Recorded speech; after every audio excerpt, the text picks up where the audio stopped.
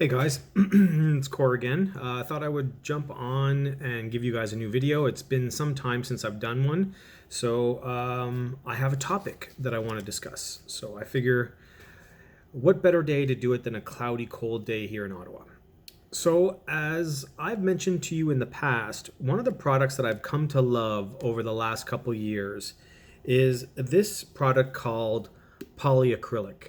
Now, I don't know if it's upside down or reversed from where you can see it, but it's Minwax polyacrylic, and it's a water-based, I would like to say a varnish, but they call it just durable protection, but I'm going to call it a varnish, but it's water-based. So there's no smell, it's really easy to use.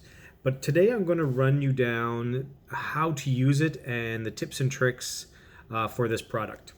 So most of the times I use this product to coat the sides of my pieces. So when I finish a painting and I usually epoxy the top, I will use this product to seal the edges of the painting, just to make it a little bit more professional.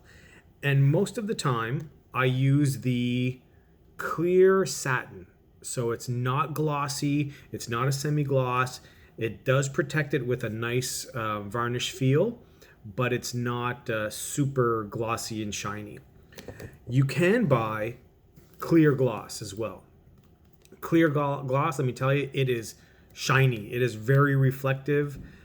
It's like the highest level of varnish you can imagine. It's really, really shiny and glare. It provides a lot of glare.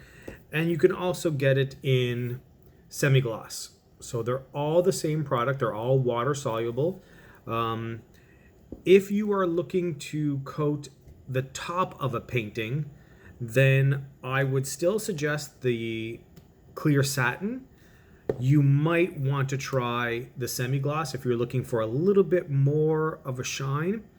But in my personal opinion, I would avoid the gloss as it really takes away from your piece. You'll be focusing on the shine more than anything. So those are the three types that I usually have on hand. But I'm going to give you some tricks on how to use the product. First of all, if you decide to use a brush, be very careful. The brush can leave brush strokes. So as you're applying to it, even if you're putting it on the top of your painting, your brush is going to leave brush strokes. So if you don't really care about that, or if you're working on canvas, that's something that already has brush strokes, fill your boots, use it, there's no problem. I personally recommend a foam roller. I love these things. You can put it on super quick, multiple layers. It only takes like 30 seconds. But there are some tips to using these things. Number one, you have to make sure 100% that it is a brand new roller. It cannot be something that you've used in the past to paint with. It has to be brand new.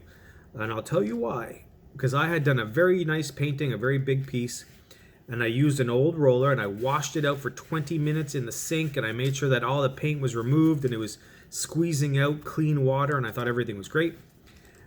When I dipped it in the polyacrylic and coated it, there was just like a fraction of paint still in here at the roller level. I don't know, deep down inside. And it interacted with the polyacrylic and basically gave my painting a like a cloudy painted feel to it. Like it took all the colors away, so I had to repaint the whole thing. So it's super important that you use a brand new one. Okay, so that's number one. Next thing you do is when you take it out of the package, inspect your roller. There are always little bits of lint and colored fibers on these things, so you have to pick them off. Otherwise, when you roll it onto your piece, the lint is going to come off onto your piece. Now, if your piece is really dark, it's not going to really make a difference, but if you're working with a lot of whites and bright colors, it will show, and it looks really unprofessional when you have lint everywhere. So one of my tricks about that is to spray your air. So, I don't have it near me, it's over there. Get a little spray bottle and spray your air to make sure that all the dust particles and the lint is down, and then quickly apply your polyacrylic. So they come with little handles I pour some into a bowl, or nowadays I get lazy and I can just take the polyacrylic and I pour it right over the painting. Here's another important thing. You must ensure that the layer that you're putting on your painting is thin, thin, thin, thin, thin, thin, thin. Super thin. You cannot put a thick layer of this stuff on because it will dry a lot longer. It'll take a lot longer to dry, but it will dry a little bit gray. And the reason for that is because you're not giving it, it's too much density to dry clear. So the trick with this is when you put on your first coat, you roll it on and it stays really thin. Your first coat stays really thin. Most of the time you'll only need one coat, so don't think that you have to put a thick coat on. Keep it really thin. Now when you do roll on with these rollers, you will notice that it's going to leave a texture. It's going to leave like a bubbly texture on top. Don't freak out. That will go away and it'll dry nice and flat. So don't think you have to add more product to get rid of that texture. It's kind of like when you're painting a wall with a roller. When you put your roller on, you're going to see this texture and you're like, oh my God, I hope it's not like that. But it dries flat to the surface. If you do want to put a second layer of this product on, you have to at least wait an hour. I know that the product box or the thing might say 20 minutes, ready in 20 minutes.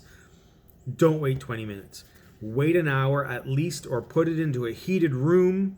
You can blow dry it if you want for at least 15 minutes or so.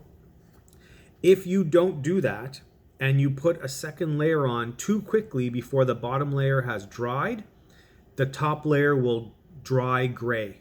It'll dry cloudy, and it'll remove the vibrance from your piece. So you have to make sure that your first layer is nice and thin.